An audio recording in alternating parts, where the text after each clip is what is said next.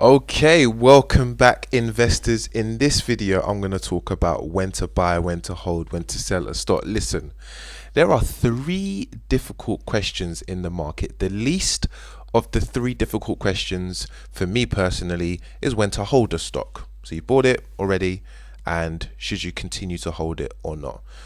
The second most difficult question is when to buy a stock, and that's understanding its fundamentals, looking at all of the characteristics that are important to you and deciding actually I should go and buy this stock. But for me personally, the most difficult question in the stock market is when to sell a stock. It's knowing, when is the time up?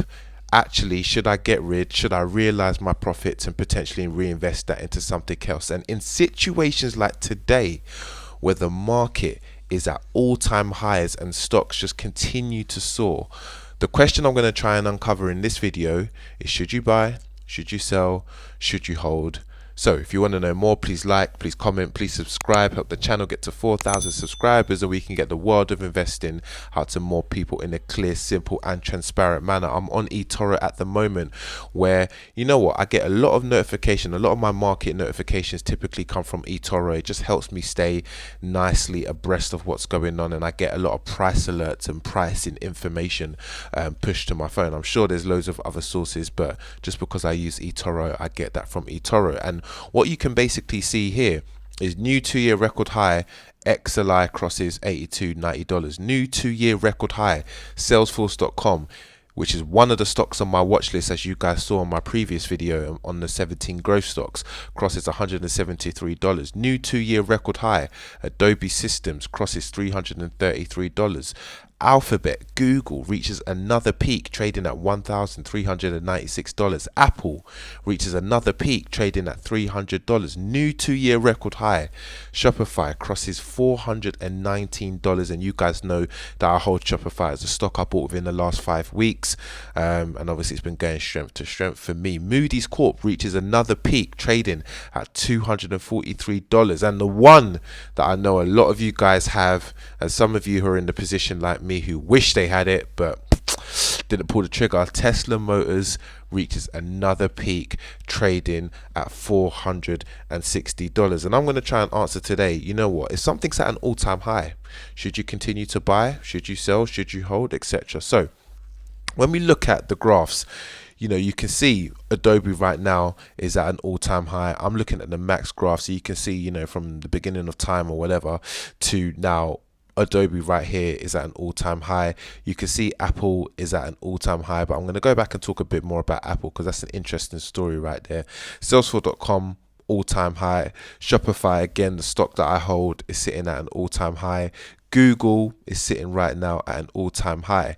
And for me personally, one thing that strikes and is really sort of clear and apparent to me is if the business is a good business, then actually you can probably expect to continuously get all-time highs. And that's one thing. So the first lesson or the first message I want to sort of get across is actually tailor it, and it's dependent on the quality of the business. We know how powerful Adobe is with all of its products and services and how long it's been going for. We know, the behemoth that is Apple, the company that crossed the 1 trillion market capitalization, company with, I can't even remember how much billions it's got in cash sitting in its Swiss bank account, etc.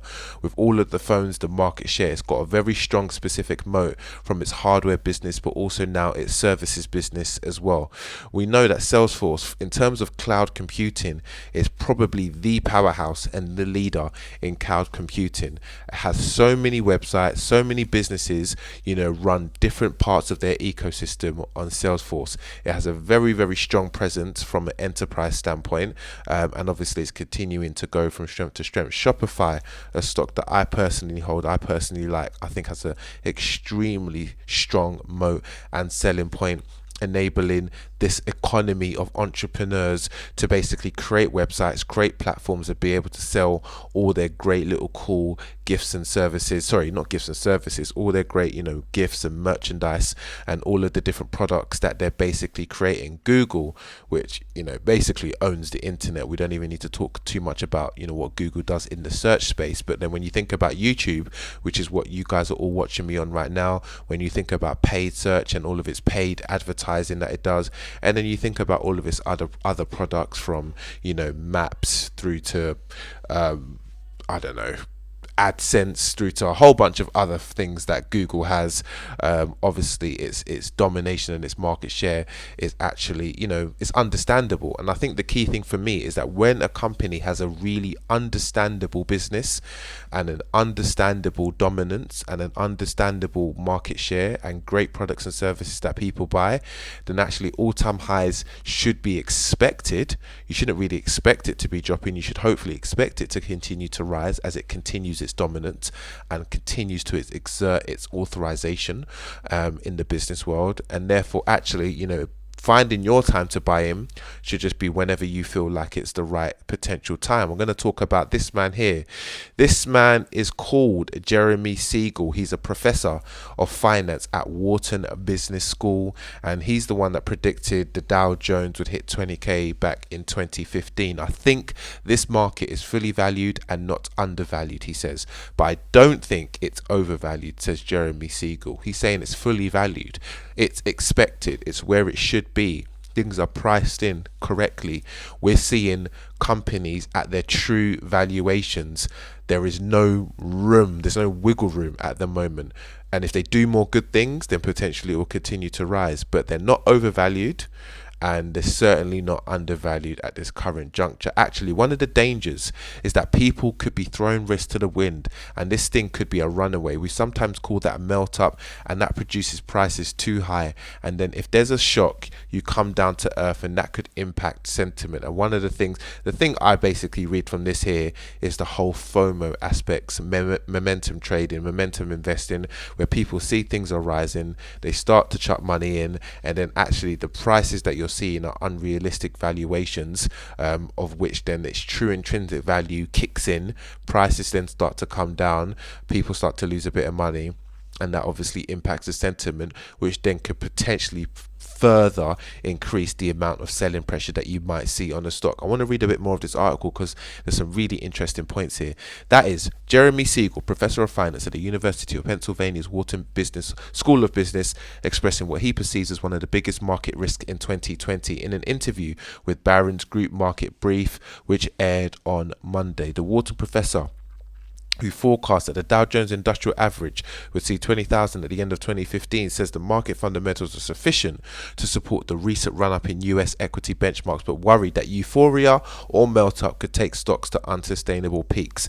And for me, if you try to now have a think about what stocks could be victim of euphoria, there is probably one or two stocks that come to mind, and I personally would say Tesla is definitely one of them, but we're going to talk a bit more about that later on in this video. That being said, he thinks that we are not quite at that juncture yet. So we could be at a fear of missing out state, we could be at a euphoric state, we could be at a melt up state, but he personally predicts that we're not quite there yet. So there's still obviously room for growth. I think the market is fully valued and not undervalued, but I don't think it's overvalued, Siegel told Market Brief, pointing to low interest rates fostered by the Federal Reserve and size of a detente between Beijing and Washington on the tariff front as reasons for his fairly positive outlook. The academic's comments come as markets briefly face selling pressure, with the Dow, the S&P 500 index, and the Nasdaq Composite Index on the verge of producing a second straight decline until bouncing back following a US airstrike on Friday that killed Iranian Major Gen Qasem Soleimani. It's escalating Middle East tension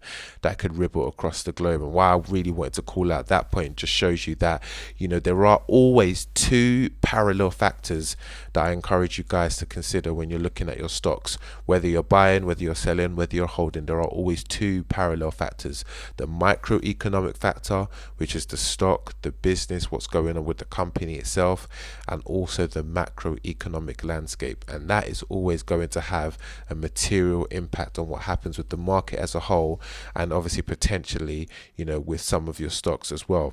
Here I'm on nasdaq.com and it's talking about buy, sell, or hold Tesla stock at an all-time high. We know that Tesla's market cap right now, let me just accept that so it gets out of the way, is at 70 billion, which far exceeds General Motors and Ford, sitting at 54 billion and 38 billion retrospectively. We know that Tesla's free cash flow has started to improve. We know that now Tesla is in positive cash flow as well.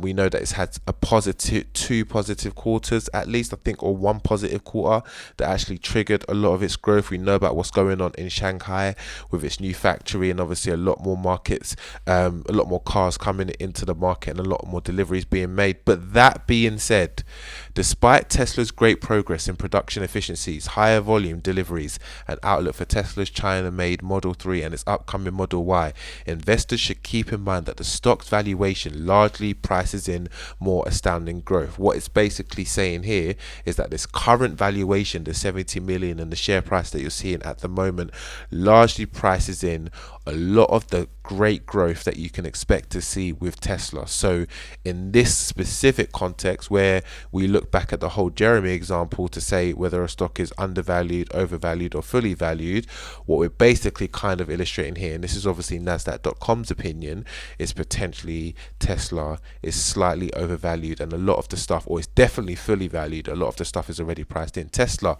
currently trades at 3 times sales and has only raked in 872 million in trailing 12-month free cash flow. The automaker's 70 billion market capitalization therefore prices in more strong growth for years to come, as we just mentioned. While investors may want to think twice before selling Tesla stock, so those of you that already hold for it, a lot of you probably are thinking maybe I shouldn't sell and continue seeing what's going on with this stock. Amid such impressive execution, they should also look for a greater margin of safety before buying the stock at this level. So whether you're considering buying it as a new investor or whether you're considering buying more as an existing investor, this article is basically saying you should look for potentially a greater margin of safety. And in the context of the stock market, a margin of safety is where valuations slightly start to pull back and you're starting to see a little bit more of a fairer price, so to speak. It's fine for a stock to be priced for expected growth, but investors may want to either wait for a pullback in the stock price or for Tesla to deliver more regular and meaningful profits, which could obviously happen in their next quarterly update, and that obviously would change the landscape quite a bit before they consider buying shares. Put more bluntly, Tesla's stock looks like a hold at this level. I'm on this article which basically says, should you invest or wait when the stock market is at an all-time high?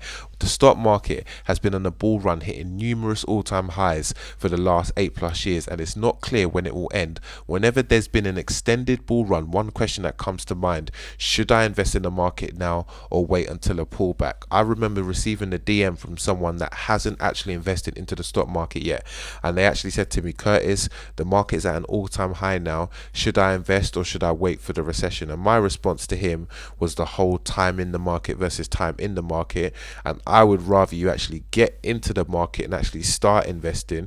And even if there's potentially a little drop, if you follow all of my principles about having an emergency fund, about having some cash to take care of these opportunities, then let's say there is a 5 or 10% drop or whatever that might be, then obviously you can potentially buy more. So my answer to that, gentleman, was to definitely go and buy more. But this is a question that a lot of people do wonder, is whether they should invest in the market now or wait until a pullback. The question comes about because of fear and loss aversion. Fear that the market will drop right away and after they invest, and the observation that people want to avoid losses more than they value gains, which I think is a really important point. I think a lot of people in the stock market actually care more about losing than they care about winning, which is very, very interesting. However, historically, the correct answer, at least over the last 69 years, has been to invest and to not try and time the market. This was also demonstrated in a market timing game that people are pretty bad at predicting the direction of the markets.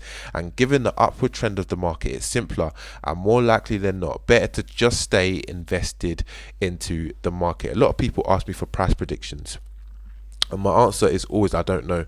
And if you guys can give me an example of when I haven't said I don't know, then I will eat my hat. But typically I will normally say I don't know, just because predicting where a price is going to be is just silly. I invest because I expect to get a certain level of growth, and then obviously I'll decide at that point whether to continue investing within that specific stock.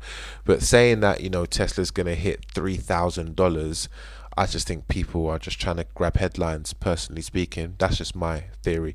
The corollary to this is that when you have additional money to invest, e.g. from regular savings from your paycheck or a one-time event like the sale of a house, it makes sense to invest the money and not worry about whether the market is at a high or low point. Some graphs that look at the distribution of returns when the market is at an all-time high can help answer this question, whether you expect to see worse returns than investing at other times. I'm on Investopedia now, and we're going to sort of change the conversation to about selling the stock. So remember the 3 questions. Holding a stock, it's pretty easy to know when to hold a stock. You just hold the stock. Typically, if you're happy with the stock that you bought, you just hold it. When to buy the stock, buying a stock, you need to obviously look at the fundamentals. And when we look at some of these stocks, if the fundamentals are correct, then obviously that's when you should buy the stock, whether or not they're at all-time highs or not. But when should you sell a stock? Now, apparently there are 3 main reasons of when to sell a stock, and it's very interesting because reason number 1 is the reason why I've sold most of my stocks inadvertently without even reading this article. So buying the stock that was a mistake in the first place. You guys have seen from my portfolio updates, I always talk about some of the stocks that I've sold, or all of the stocks that I've sold, mind you. And pretty much the majority of the reason why I've sold all of those stocks is never because I've hit 30-40% profit and I'm trying to realize those gains. Is because I felt that they didn't hit my strategy anymore, and actually that potentially buying those stocks was potentially a mistake. Either a mistake in terms of the actual stock, such as say Man Group or Weibo, or a mistake in terms of the way I chose to invest into the stock, such as things like maybe Verizon, or things like I would say Robo Global or Trig, and therefore because of my investment style and approach, I didn't yield what I should potentially be yielding. So I would say that's definitely accurate in terms of when to sell a stock. The second reason is the stock price has risen dramatically. Well, what do you consider a dramatic rise in price? I think that it's very hard to quantify what a dramatic rise in price is. When you look at something over the last year, then actually the price rise looks pretty steady than when you look at it over its complete lifespan. So trying to define what a dramatic rise in price is pretty difficult, but I will say the one that still screams to mind is Tesla, because when you look at Tesla here, you can just see what happened basically in the last month, which I would consider is a pretty dramatic rise. But again, I think that's pretty relative and quite difficult to quantify in realistic terms. Then the third reason is the stock has reached a silly and unsustainable price. Well, you'll only know that from its valuation and from looking at the fundamentals. So again, when we look at all of the stocks that are continuously rising, the thing to basically be doing is, whether you hold these stocks or whether you want to actually buy these stocks, is looking at the fundamentals. Continue to look at the balance sheet, look at the assets to debt, look at the growth, look at dividends if it is a dividend paying stock, look at its undervalued status, look at its ratios, its price to book, its price to sales, its price to earnings growth ratio. Look at the balance sheet, look at the assets and its liabilities, then look at some of the other microeconomics, its growth numbers, whatever type of business it's in, its revenue figures, its net profit figures, its free cash flow, all of the factors that you should be looking at when you are deciding to buy a stock. And that should help you decide whether or not the price is unsustainable or reached a silly price, which is the thing that you should basically be looking at. I'm on this article from Investor Palace, and it has this really nice infographic. Remember guys, all of the links will be in the description for your perusal in your own time, but it has this quadrant which basically looks at, if a stock is expensive and rising, it sits in number 2. A stock is expensive and falling, it's number 3. If a stock is cheap and rising, it's number 1. If stock is cheap and falling, it's number 4. And this basically lists the order in which you should invest in stocks. Ideally, you want stocks in the number 1 category, the kind of Warren Buffett-esque undervalued status, which is a stock is cheap and it's rising. That is clearly the best time to potentially buy that stock. But number 2 is if a stock is expensive and rising, that's better than buying a stock that's expensive and falling, according to Investor Palace. Some might think that expensive and falling is better because, if it's expensive, maybe potentially it's a growth stock and actually you're just buying the dip and then it's going to go back up. But actually, what this is saying is expensive and rising is better than expensive and falling. So again, when we start to look at all of these stocks that are rising, if it is expensive and it's continuing to rise, and going back to, this article here about when to potentially buy, or I think it's actually in this article. Anyway, the point in the matter is, going back to these stocks that are potentially, having some all-time highs and some great momentum, expensive and rising still is considered, or according to Investor Palace, the second best time to buy a stock. The third best time, expensive and falling, and the fourth best time is cheap and falling, which is obviously those stocks you should avoid. And you know what? It makes absolute perfect sense when you think about Debenhams and Serious Minerals. A lot of you got into those stocks because they're cheap. They were at 4p or £1 or whatever they were, and you thought, what, I might as well have a pop. But they're cheap stocks, but they're falling in value because of the fundamentals, because of what's going on with the business. So, I take from this, these are stocks I should absolutely avoid. These are stocks that, maybe if I already hold, I should be a bit more cautious with it. But stocks in this category, whether they're cheap and rising or expensive and rising, are definitely stocks that I should be doing. I might do some separate videos in this because obviously there's a lot to basically break down. But now when I look at my portfolio and I look at the last 7 days return, 5 of the top 6 performers in the last 7 days are recent growth stocks that I've purchased within the last 5 weeks. You've got Okta, Advanced Micro Dev, Uber, Shopify, PayPal Holdings. Imperial Brands is doing well as of recently. I might actually be breaking even or in profit. We'll soon see at the close of business today. But 5 of the 6 are growth stocks that I've bought within the last 5 weeks. And so the question begs for me personally, what do I do in this situation? Do I just continue to hold them? Do I potentially buy more? So when we look at this quadrant, are they, expensive and rising? Are they in option 2, which potentially means it's still a second good time to invest into some of these stocks? And the thing I'm going to do is go back to that F word that we always talk about. No, not I'm talking about the fundamentals. Is the F word that we're talking about in this situation. And me personally, I'm looking at some of these stocks and I'm thinking, you know what, Curtis, I'm happy with these stocks. I'm happy with picking these stocks. They're doing well recently. Of course, they could have some dips going on in the future. According to my strategy, I wanted a 10% dip to potentially buy more, but I'm just not seeing that.